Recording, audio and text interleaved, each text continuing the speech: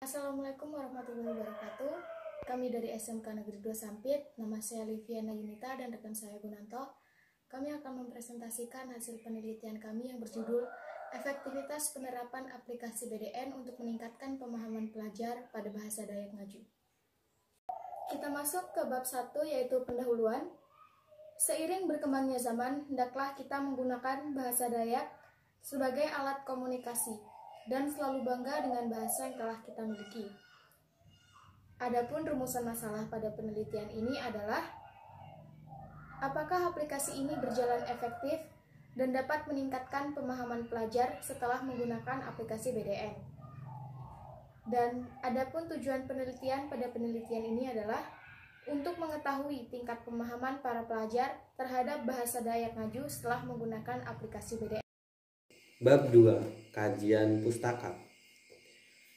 A. Media belajar.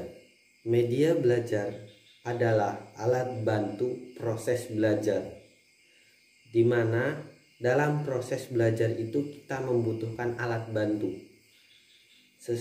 Alat bantu itu sesuatu yang dapat digunakan untuk merangsang pikiran, perasaan, batasan yang luas dan mendalam, mencakup penelitian, sumber lingkungan, manusia, metode, dimanfaatkan tujuan pembelajaran. Seperti contohnya alat media belajar itu buku tulis. Nah, itu dapat membantu perasaan, merangsang pikiran. Nah, seperti itu. Yang kedua, yang B, software app geyser. App geyser adalah layanan berbasis online, aplikasi layanan berbasis online atau web yang memungkinkan para pengguna membuat aplikasi Android dari konten sebuah website. Contohnya kita membuat web, lalu kita buat aplikasi itu kita membuat web, lalu web itu kita masukkan ke dalam aplikasi kita.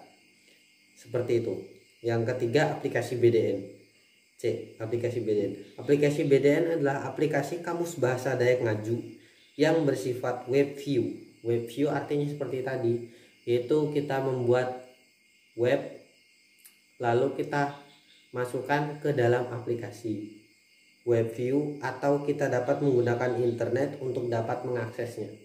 Karena ini berbentuk web, maka kita membutuhkan internet untuk mengaksesnya. Yang D, belajar dan pembelajaran.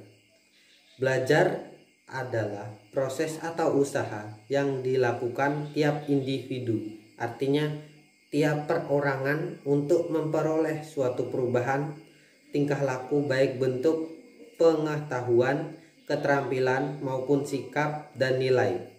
Artinya di sini untuk memperoleh atau perubahan tingkah laku, baik bentuk pengetahuan dan keterampilan. Jadi belajar itu tidak hanya untuk kita pelajari saja, jadi kita terapkan di masyarakat.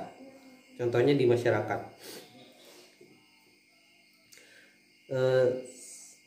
maupun sikap dan nilai yang positif sebagai pengalaman untuk mendapatkan sejumlah kesan dari bahan yang telah dipelajari kegiatan belajar tersebut. Jadi kayak belajar yang positif tersebut merupakan tindakan dan perilaku siswa yang kompleks.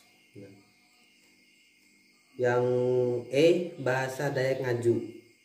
Bahasa Dayak Ngaju berasal dari wilayah Kalimantan Tengah, diturunkan di Indonesia. Bahasa Dayak Ngaju itu memiliki penggunanya atau penutur bahasanya itu sekitar 1 juta jiwa.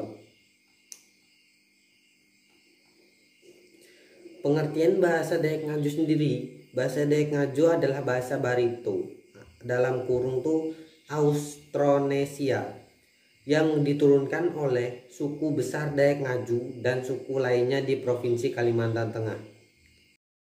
Lalu kita masuk ke bab 3, yaitu metode penelitian. Adapun prosedur penelitian yang kami pakai di sini dibagi menjadi 3 tahap. Yang pertama tahap persiapan, tahap pelaksanaan, dan tahap akhir. Tahap persiapan berisi melakukan observasi, melakukan konsultasi, melakukan kajian pustaka, dan pembuatan aplikasi. Adapun tahap pelaksanaan berisi menentukan kelompok pelajar, memberikan tes awal atau pretest, memberikan pembelajaran berupa cara memakai aplikasi, dan memberikan post-test. Tahap akhir, melakukan pengolahan hasil pretest dan post-test, dan melakukan hasil penelitian data, dan pembahasan hasil penelitian, serta menarik kesimpulan dan saran. Adapun tempat dan waktu penelitian dilaksanakan di ruang kelas SMK Negeri 2 Sampit, beralamatkan di Jalan Sawit Raya, Pasir Putih, Mentawa Baru, Ketapang, Kota Waringin Timur, Sampit.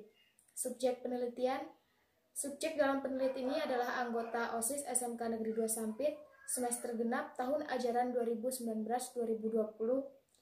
Subjek penelitian ini melibatkan 15 orang yang ditentukan secara tetap. Metode pengumpulan data. Pengumpulan data melalui tes digunakan untuk memperoleh data terkait hasil belajar aspek kognitif. Nilai rata-rata pretest dan post-test akan dibandingkan sebelum dan sesudah menggunakan aplikasi untuk mengetahui adanya perbedaan nilai belajar. Bab 4. Hasil penelitian dan pembahasan. A. Deskripsi penelitian. Penelitian ini dilakukan kepada anggota OSIS kelas 10 untuk mengetahui seberapa besar pengetahuan mereka tentang bahasa Dayak Ngaju dan merupakan salah satu bahasa daerah di Kalimantan Tengah yang wajib kita ketahui. Karena bahasa Dayak Ngaju ialah bahasa daerah kita. Hasil yang B, hasil pretest. Hasil pretest dapat dilihat dalam tabel berikut ini di sini. Nah, nilai rata-rata dari seluruh tabel di samping yaitu 14,6. Hasil pretest sendiri ialah hasil sebelum mereka mempelajari aplikasi BDN. Hasil post-test dapat dilihat di samping ini, yaitu pengetahuan akhir, yaitu setelah mereka mempelajari aplikasi tersebut. Rata-rata nilai mereka yaitu 53,3. Ini dapat diketahui sebelum dan sesudah pretest dan post-test mereka, yaitu perkembangan besar 34%. Artinya terjadi peningkatan pemahaman setelah menggunakan aplikasi BDN. Berikut grafis perkembangan pemahaman pelajar saat pretest dan post-test. Dapat dilihat di samping ini. Kesimpulan 1. Terdapat perbedaan hasil nilai siswa dengan metode menggunakan aplikasi BDN. Hal ini dapat dilihat dari rata-rata nilai yaitu 14,3. Percobaan sesudah menggunakan aplikasi BDN yaitu 53,3. Maka terdapat perbedaan hasil. Yang kedua, terdapat perbedaan efektivitas hasil pembelajaran setelah mempelajari aplikasi BDN. Hal ini dapat dilihat dari nilai rata-rata yang cukup tinggi dalam menggunakan aplikasi BDN, sehingga metode belajar menggunakan aplikasi BDN lebih efektif. Nah, itu dia presentasi dari kami. Apabila ada salah kata, kami mohon maaf. Sekian dari kami dan terima kasih. Assalamualaikum warahmatullahi wabarakatuh.